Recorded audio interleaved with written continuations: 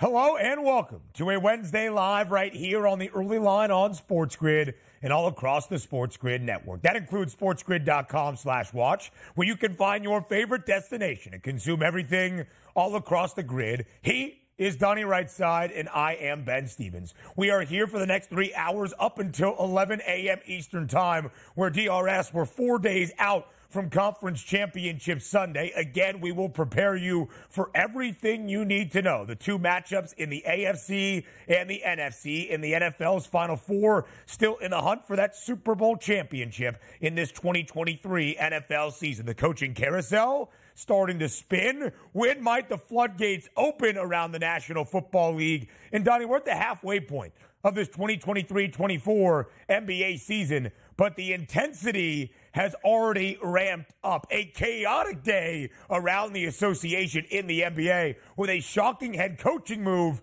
out in Milwaukee.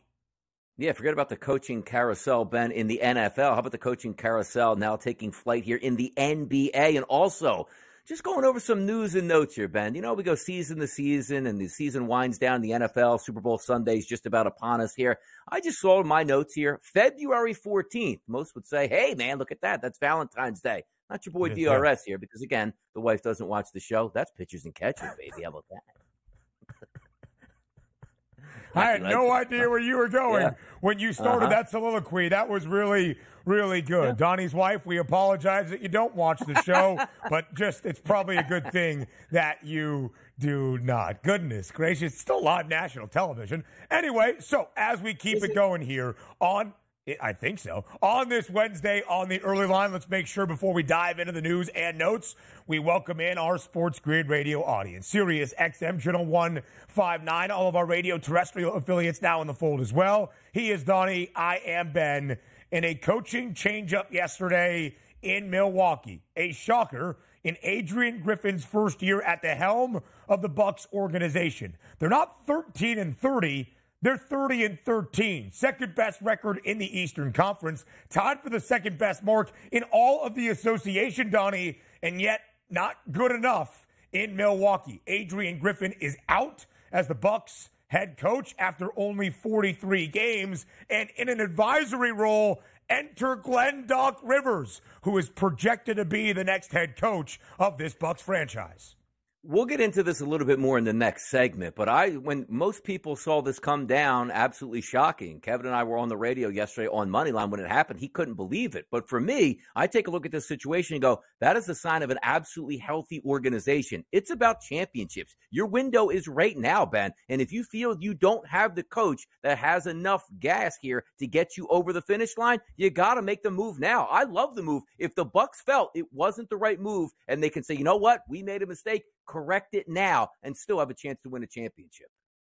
There have been some questions about the Bucks, no doubt. 30-13 straight up. Again, second best mark in the East, but a 3.5 game cushion behind the Boston Celtics, who they are competing with, because when Damian Lillard was acquired by Milwaukee right before camp got underway there in the state of Wisconsin, the Bucks were co-favorites to win the Eastern Conference and that NBA championship this year alongside the C's. They have moved back ever so slightly. Again, we will dive into the shocking news out of Milwaukee and what is next for the Bucks and their outlook for the remainder of 2023-24. But it's Rivals Week in the NBA, and we saw that in the Battle of L.A. last night. No LeBron James for the Lakers. The Clippers closed as a 9.5-point favorite, and they take care of business at home in downtown L.A. 127-116, the win for the Clippers. They had 6 players score in double figures, led by Kawhi Leonard, who had a team-high 25 points.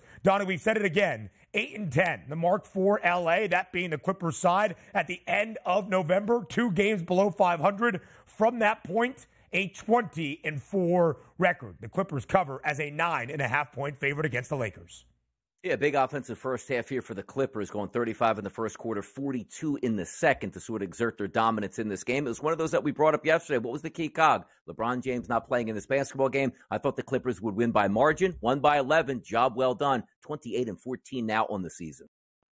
22-13 against the spread as the favored side. The New York Knicks on a roll as well. They had to go across the East River to Brooklyn as the next borough to take on the Brooklyn Nets. last night, but no issue for New York. The Knicks pick up a victory over the Nets, 108-103. The line closed around 4.5. The Knickerbockers get the cover. They have won 10 of their last 12 games. In all 10 of those victories, the total has stayed under. That is New York Knicks basketball. Man, was looking forward to this one in the fourth quarter, which I told you I like the Brooklyn Nets there, plus 4.5. You take that lead and you say, you know what? Let's just hold on at home. Maybe you lose the game, just not by 5 points, 108-103. It's a good victory for the Knicks. And since getting OG Anunoby, maybe one of those teams you got to watch out for now in the Eastern Conference. 10 of their last 12 games, under an 11 of the last 12. That's the way Tibbs wants them to play. They are ferocious on the defensive end. So after Joel Embiid goes off for 70 points and 18 rebounds, what does his counterpart in the NBA MVP race, Nikola Jokic, do to back it up last night? Well, he hits a dagger three with 6 seconds remaining in Indianapolis for the Nuggets to get a victory over Indiana, 114-109, and he has a 31-point triple-double. Jamal Murray adds in 31 of his own, and the Nugs get a victory in Indianapolis, 114-109. Yeah, and also no Tyrese Halliburton there for the Indiana Pacers, which was one of those things we talked about yesterday. I like the Pacers at home, but we were anticipating Halliburton back in the lineup. He didn't play, but still pretty good effort there by the Pacers, only losing by 5 points. But you're right. When you have a superstar player out there like Jokic, you expect big things. And I remember you talking about it yesterday, a plus 165 price on a triple-double. Yep. Cha-ching!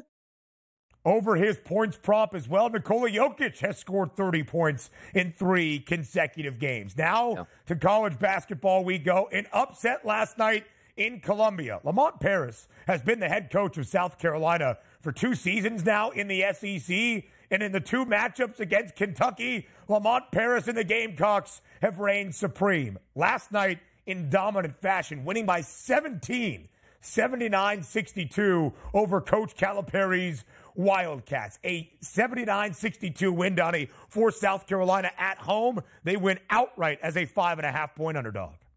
Great defense here. You hold Kentucky shooting-wise to 40%, but you also at home 48% from the floor, which included 46% from three-point range. That was a shellacking last night here. And the Kentucky Wildcats, hey, look, you're going to take some lumps on the road in the SEC. They took one last night. Second SEC loss for Kentucky. Love the under last night, 154.5, because of that defense for South Carolina and the pace at which they play. NFL news, not a coach, but a new general manager, at least in Las Vegas, and a guy that knows the AFC West well. Tom Telesco, who was fired by the Chargers before the end of 2023, will be the new GM for the Raiders. Yeah, let's try this again for the Raiders here. Don't take the television GMs here. Take a real GM in the NFL and move on with your franchise. I like the move by the Raiders here. The 2024 Major League Baseball Hall of Fame class, Adrian Beltre, Joe Mauer, and Todd Helton. They're headed to Cooperstown. The Shocker in Milwaukee. Up next.